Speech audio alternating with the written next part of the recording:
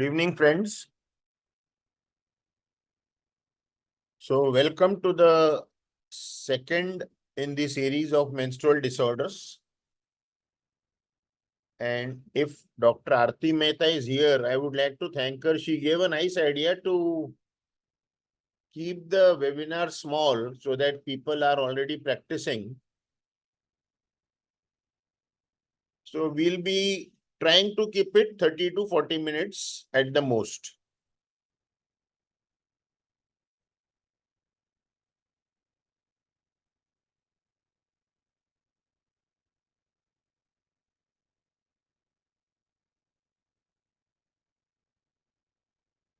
So, let's begin. Dysmenorrhea. Very common complaint. But for a good family doctor, dysmenorrhea is much more than just giving Meftal spas or some other painkiller. And our skill set comes in when we have secondary onset dysmenorrhea. As the name suggests, painful periods, cramps, and pelvic pain. Some patients may have nausea, vomiting. Some may have fainting, some may have bloating if they have pre-MS along with that. Two types: primary dysmenorrhea, pains that begin from first period onwards. Dysmenorrhea is a very funny thing in a humorous way. When we were students, many of you were not even born that time, in mid-70s, it was said that a girl gets dysmenorrhea, the pain will go away once she marries. If the pain still continues, oh, then maybe it will go away when she delivers a child. And if it still continues, oh, it will go with menopause. So period pain from first period or maybe second, third period, and there is no known cause of it. If the pain is very severe, even a 12, 13-year-old girl is investigated with ultrasound. Nothing. There is no macroscopic pathology in the pelvis. Macroscopic is something that can be seen on imaging. The pain is from menstruation itself. The periods themselves cause pain. And then we have secondary dysmenorrhea, which starts later in life. Late onset dysmenorrhea. This is where we have to apply our thoughts little more. Commonest causes of secondary dysmenorrhea: adenomyosis, endometriosis, or fibroids.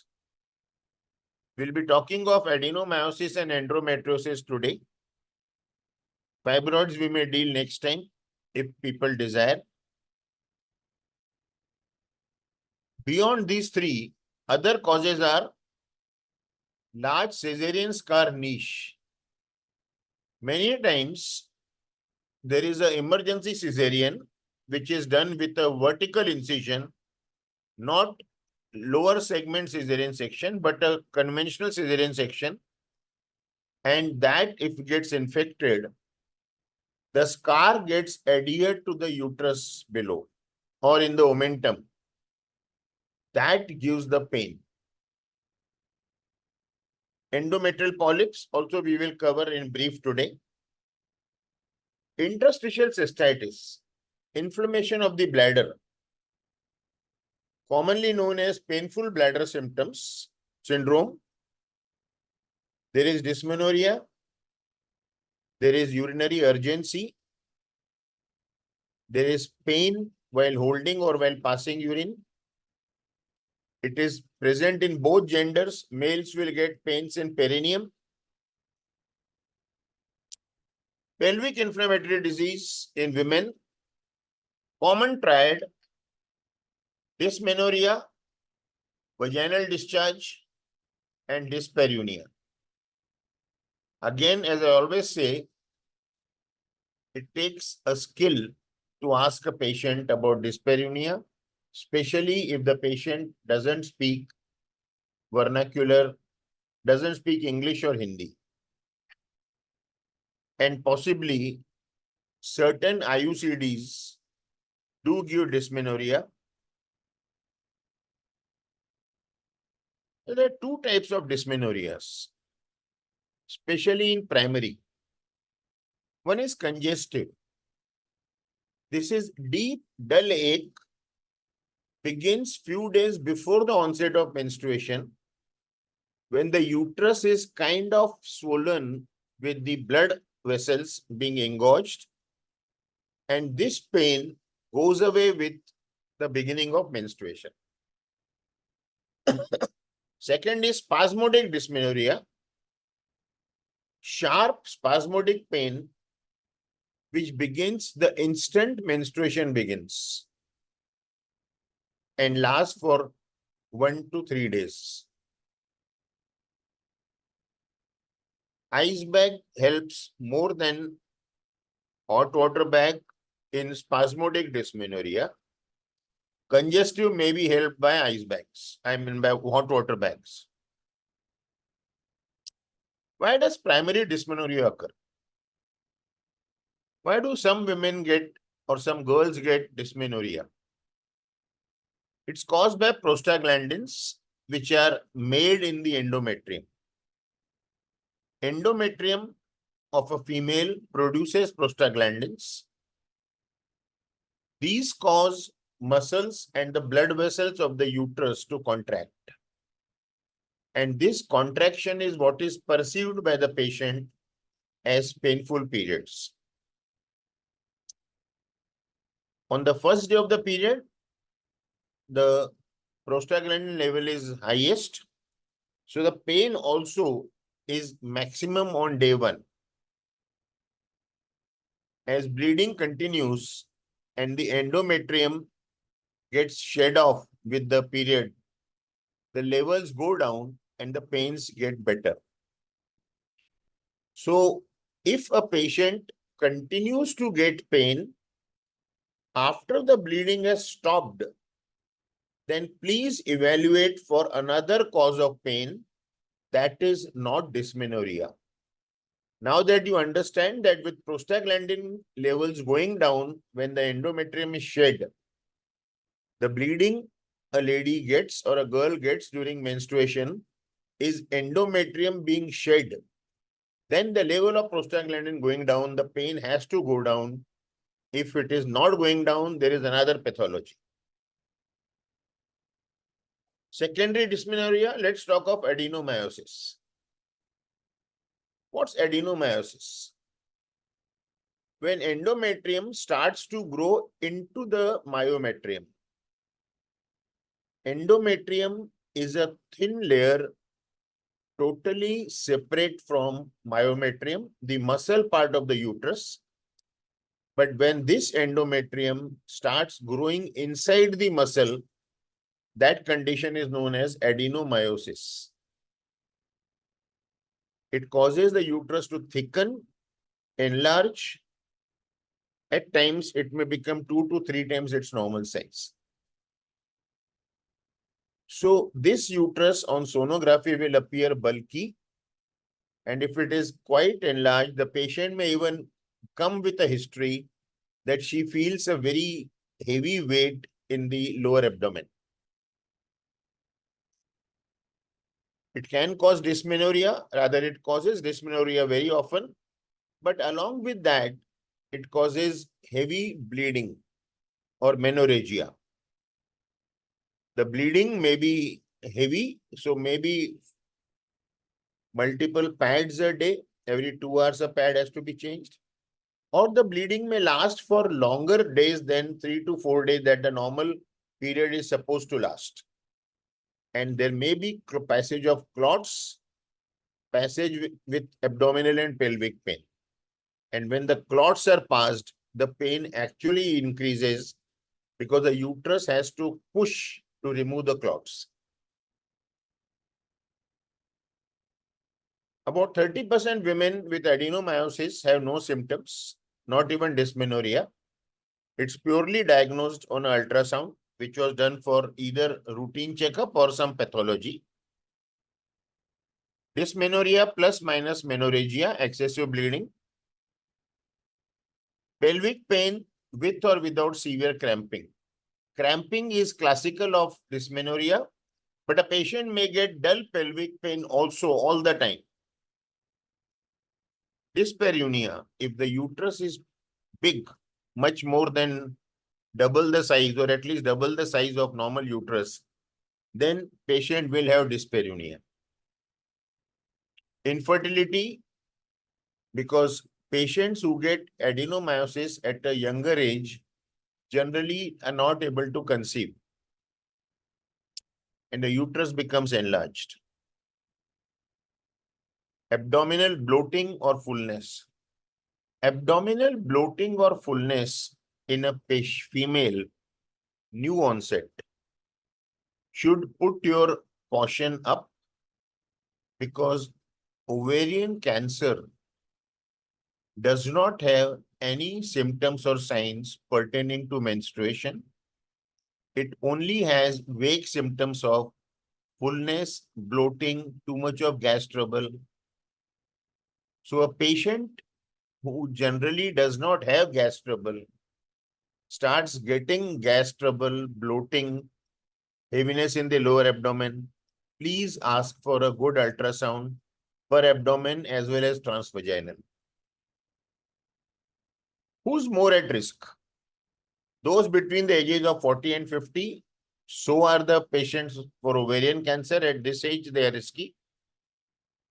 At least one delivery has occurred. So nullipara have a very small risk of getting adenomyosis. Have had a prior uterine surgery such as myomectomy or a dilatation and curettage, because in dilatation and curettage, we disturb the endometrium and then maybe the new growing endometrium grows inwards. Have endometriosis. Endometriosis is endometrium present outside the uterus at different locations. Now it is being diagnosed more in 30s, although we say that 40 to 50 is a risk factor, but early nowadays we are diagnosing it early. Everything is happening early. Menarche is coming at 9 years. Patients who have abnormal vaginal bleeding and dysmenorrhea, although it is not said in textbook, but you can say, take it as either adenomyosis or endometriosis unless proved otherwise. Sorry, this is the same slide repeating. What are the complications? Patients bleed heavily. They can get severe anemia. The hemoglobin may go down to 6 or 7 also. How do you manage? The pain part is managed by NSAIDs. The commonest NSAIDs which work well for adenomyosis are either ibuprofen or naproxen. We generally don't prefer giving diclofenac or etorocoxide, etc. Hormones. Certain hormones are given for adenomyosis where there is too much of menorrhagia.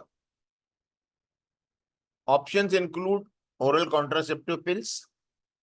How oral contraceptive pills help? They, when you give oral contraceptive pills, the pill takes over the hormone functions of the body and the body's hormonal axis at a rest. Ovulation doesn't occur. The bleeding is not because of ovulation. The bleeding is because of the hormones. If ovulation doesn't occur, 14 days later, prostaglandins don't rise, and then pain is much less. Depo-provera injections and certain intrauterine devices, namely Mirena. Mirena, which causes ovulation suppression, and patient may not get periods for 2, 3, 4 years. Mirena is generally inserted in patients who are young, have completed the family, have adenomyosis, but still don't want to undergo surgery. Tranexamic acid or PAUSE reduce the amount of vaginal bleeding that is purely symptomatic, no curative effect on adenomyosis. Then, like in some patients, you can remove fibroids with a procedure called myomectomy, leave the uterus behind. There is a procedure called adenomyomectomy, surgery to remove abnormal growth of endometrium into the myometrium, adenomyosis. This procedure is not very commonly done because if the patient has completed a family and has reached 40, 45, then generally a hysterectomy is advised. Hysterectomy, this removes the uterus. After hysterectomy, no periods, no pain, no adenomyosis. Left untreated, it can lead to infertility if the patient has not had children earlier, miscarriages, or chronic pelvic and abdominal pain. So there are more hysterectomies being done for adenomyosis than for fibroids. It does not progress to cancer. Remember that. It is not a precancerous condition.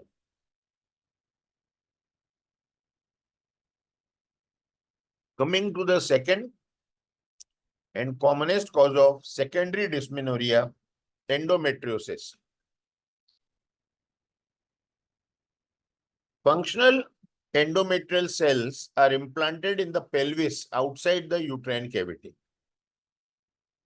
So now we have a clarity. Adenomyosis is endometrium creeping into the myometrium. And here endometrium is going outside the uterus, could be on ovaries, could be on surface of the uterus, could be on omentum, could be on bowel, could be on urinary bladder. Usually confined to peritoneal or serosal surfaces of pelvic organs, but that is not a restriction. It can go to abdominal organs also. Commonly you see ovaries, broad ligaments, posterior cul-de-sac, uterosacral ligament, and peritoneum. In rare instances, endometriosis has been found in the lungs also, and these patients have hemoptysis during periods. Less common sites include fallopian tubes, rectovaginal septum. So they go on rectum also. I'll tell you a case as we go ahead. And serosal surfaces of small and large intestine. Ureter, bladder, vagina, cervix, surgical scars, wherever scars are there. And more rarely the lung, pleura, and pericardium.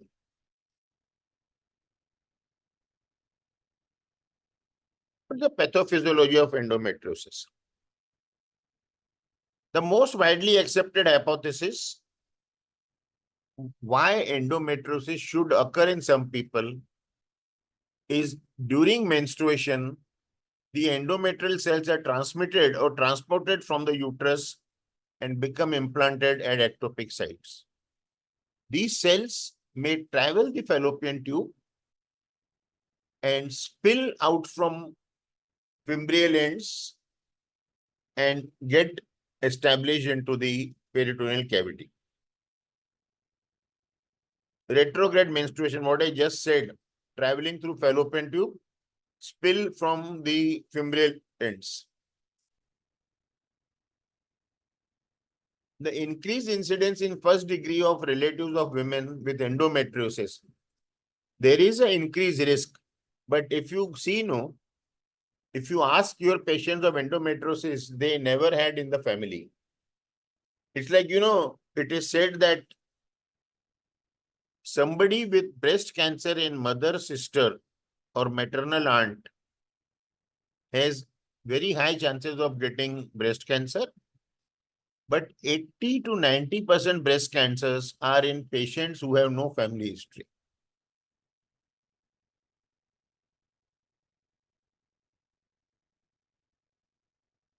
Endometriosis as there is a period occurs and the uterine endometrium starts to bleed,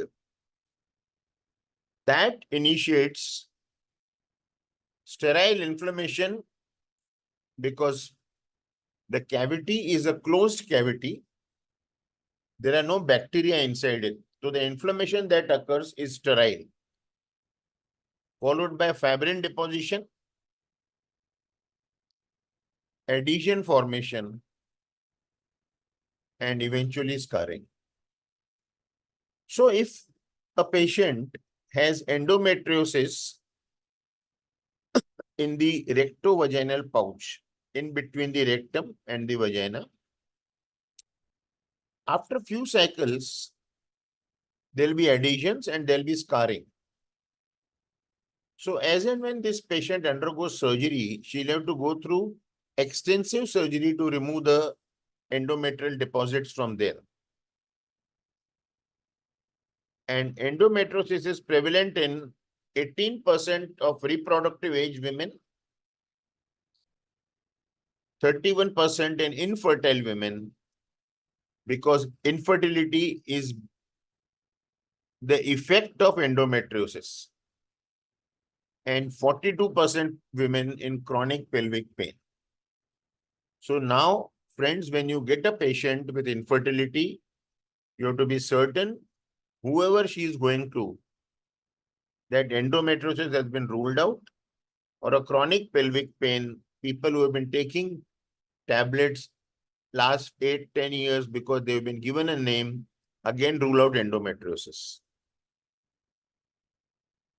Symptoms depend on location of implants. As you understand, wherever the endometrial implants are there, the symptoms will be of that organ. Classic triad of symptom is dysmenorrhea, dyspareunia, and infertility. Patients with endometriosis find it very difficult to conceive. But symptoms may also include dysuria or dyschezia, pain, straining, or obstructed defecation, depending on where the implants are. Cyclic midline pelvic pain. Patient with the menstruation get midline pain at the joining of rectus abdominis preceding or during menses, and pain in abdomen during sexual intercourse, typical, progressive, and lasting more than 6 months. So patient who never had a dyspareunia before, now for more than 6 months has dyspareunia, there is no vaginal discharge, rule out endometriosis. Dysmenorrhea that begins after several years of pain-free menses, like late onset dysmenorrhea, is an important diagnostic clue. So you can even think, as I said, that late onset dysmenorrhea, unless endometriosis or adenomyosis is ruled out, it is one of the two. Interstitial cystitis will give suprapubic pain, dysuria, urinary frequency, urge incontinence can occur in patient with endometriosis, but that interstitial cystitis alone also is a cause of dysmenorrhea. Symptoms often lessen or resolve during pregnancy. This is of interstitial cystitis. Endometriosis patients generally do not conceive. Tends to become inactive after menopause because the hormone levels decrease. So anything, even adenomyosis after menopause will become less because the endometrium that is creeped into the myometrium does not activate, does not get activated. So the symptoms become less. The uterus even may shrink. Sorry, the same. Okay. Symptoms and signs depend on location of implant. So if they are on ovaries, they form endometrioma. Endometrioma is one of the features of a patient with endometriosis. Occasionally ruptures or leaks, what we know as a chocolate cyst, causing acute abdominal pain, peritoneal sign. Patient will present as acute abdomen, and in severe cases, even a laparotomy may be done. If it comes on adnexal structures, it forms adhesions. The adnexa, the ovary fallopian tube, will adhere to the surrounding abdominal or pelvic structures. Bladder, I already told you, dysuria, hematuria, suprapubic pelvic pain, urgency, increased frequency, etc.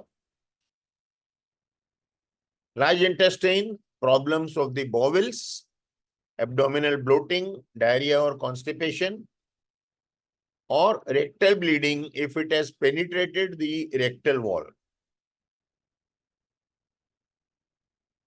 Extra pelvic structures, vague abdominal pain. And as I said, in the lungs, it is hemoptysis. Diagnosis is suspected based on typical symptoms and history. If you delay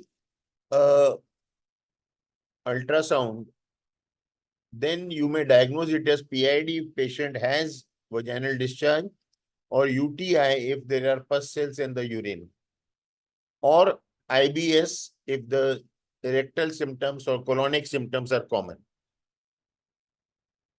Negative cervical or urine culture suggests possibility of endometriosis. So if you are suspecting UTI versus severe pain and maybe endometriosis, always do a culture, don't go by routine test. Because I have found routine urine test is very large percentage of time contaminated samples. The diagnosis is confirmed by indirect visualization, that is ultrasound per abdomen and transvaginal, or MRI. MRI is reserved for patients who are confirmed endometriosis, but now we want to operate, so we want to plan. At times, like a patient has endometrioma, rupture of the chocolate cyst, severe acute abdomen, laparotomy has to be done to remove that bleeding cyst. Then at that time, endometriosis can be diagnosed.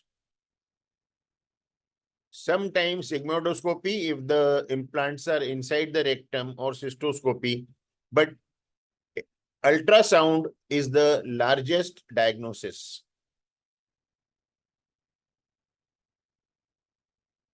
Okay, sorry, the same symptoms have come. Okay. Last point, severity of symptoms not related to disease stage. So these are the 4 stages of endometriosis. Minimal, a few superficial implants; mild, more and slightly deeper implants; moderate, many deep implants. So differentiation of which stage endometriosis is possible only on MRI, not on ultrasound.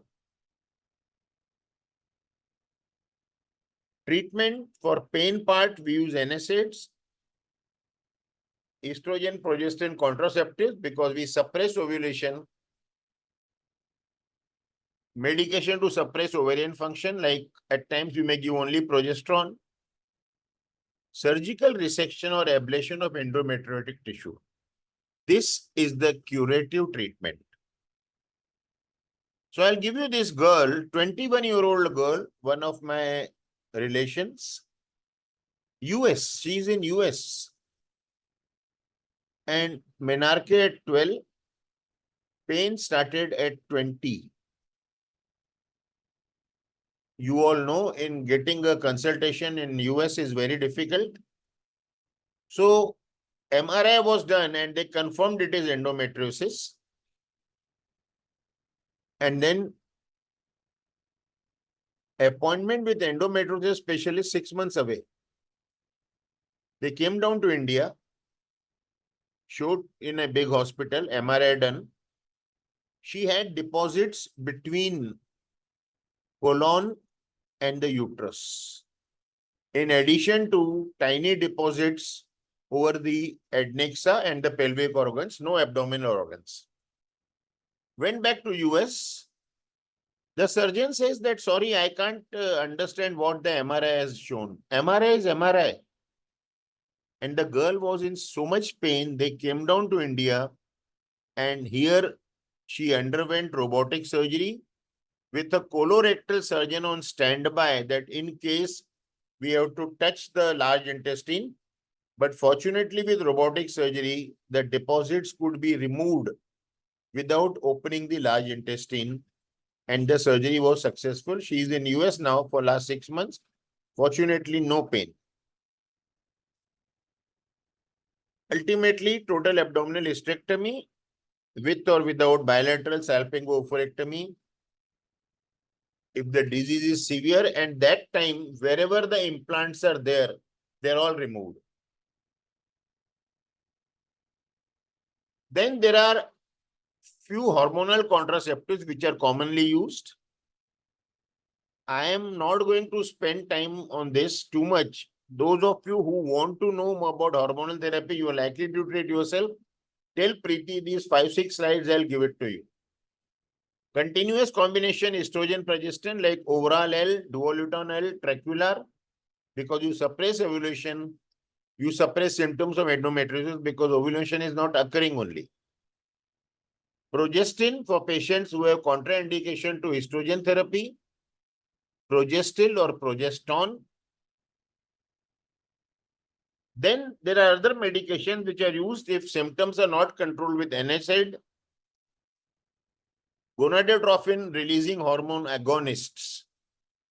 These are used for 4 to 6 months. I'm not talking in detail because most of us refer to gynecologist. But if your patient is on GnRH agonist, then make sure if the treatment goes on for more than 6 months, add a biphosphonate to reduce the osteoporosis incidence. Lupride is the injection, and elagolix is another drug, which also, if you have to give more than 6 months, make sure you add a biphosphonate. Then there are aromatase inhibitors, which again are given to control the suppressing the endometriosis, and then symptoms can be reduced. But all these things, if the patient comes under control and then gets endometriosis again, the whole treatment has to be repeated. Danazol is a synthetic androgen, and it used to work well, but then given over a long term of time, it gives anti-androgenic side effects, hoarseness or deepening of voice in women, unnatural hair growth, hirsutism, at times hair loss, loss of sexual dysfunction, sterility, insomnia, cardiovascular risk factors. So again, the use is limited. Cyclic or continuous combination OCPs like overall L. Coming to endometrial polyps, polyp is a growth within the uterus, also known as uterine polyps, a growth, sessile growth inside the uterine cavity from the endometrium. Adenomyosis, endometrium goes inside the myometrium. Endometriosis, endometrium goes outside the uterus. Here, the endometrium forms a mass which hangs inside the uterine cavity. Overgrowing endometrium, usually benign, but many times they may turn malignant. So whenever they are removed, they have to be sent for histopathology. Sign symptoms are dysmenorrhea, bleeding. It can occur in patients even in postmenopause. So you may have postmenopausal bleeding. But advantage is that it is diagnosed on ultrasound and the surgery is very simple. Why dysmenorrhea it should occur? Because the polyp is like a foreign body and the uterus may try to expel it. That is why there is dysmenorrhea. So dysmenorrhea with excessive bleeding, in addition to adenomyosis, endometriosis, it could be a polyp also. And infertility. Diagnosis, transvaginal ultrasound and hysteroscopy. That is examination of the uterine cavity. Treatment is for hormones, but that is purely temporary. If we diagnose polyp, I think it's better to suggest to the patient to undergo polypectomy, which is through hysteroscopy, maybe 2 hours in the hospital and then back home. The removed polyp must be sent for a histopathological examination. These were 3 common conditions. Now we come to treatment of dysmenorrhea proper. Only dysmenorrhea, primary dysmenorrhea. Common is NSAIDs, but NSAIDs which are prostaglandin inhibitors, most are there, but mefenamic acid is one of the best prostaglandin inhibitors. That is why Meftal spas is used most commonly, so much so that the government had to ban it because it was being consumed. So this is the study. 31 mefenamic acid produced complete relief of all symptoms of dysmenorrhea in 31 patients of 98 treated cycles. That means 88.6% patient got relief. Another 2 patients moderate relief while on placebo. Only 5 patients experienced moderate to slight relief. That means mefenamic acid is giving the best result. And if you have dysmenorrhea, then mefenamic with tranexamic acid. OCPs are given sometimes because then you are suppressing ovulation. But generally in primary dysmenorrhea, we would like to avoid giving OCPs to young girls. And the mechanism is what I explained already, that it suppresses ovulation. So endometrium gets thinned, prostaglandins don't start, and then the pain is not there. Progesterone alone treatment may be tried, but generally not tried. It is purely theoretical. Diet changes, lifestyle management always works. Increase protein, decrease sugar and caffeine intake, especially during periods. Vitamin supplements and regular exercises always go a long way. Lifestyle adjustment is not only for diabetes, hypertension, heart disease, it's for every other condition, including PCOD. Thank you, friends. Those of you who want the details of hormonal treatment for endometriosis, write to Preeti. Those 4-5 slides, I will send a PDF. We'll meet again next week on Menstrual Disorders 3 and let's see what we cover next time. Thank you very much.